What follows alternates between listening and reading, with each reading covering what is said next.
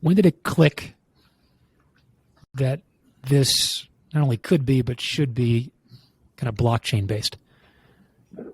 Yeah. So we started off basically, well, two things. When we first started, we said, we didn't have enough capital at the time to go build our own dash cam, right? But what we saw was there was a lot of friction associated with the dash cam and collecting, right?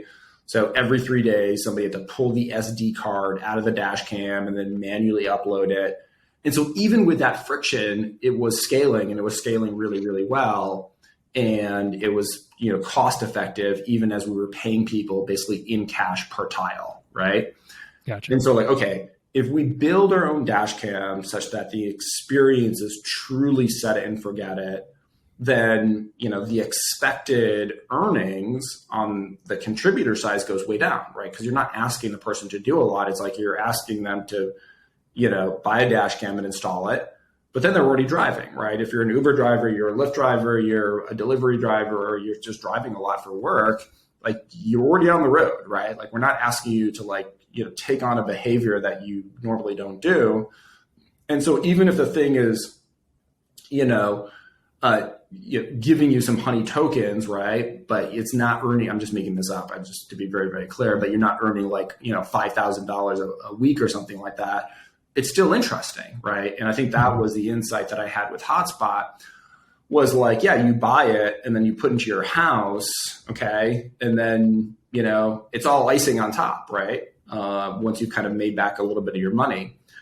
So I discovered Helium 2019, I believe.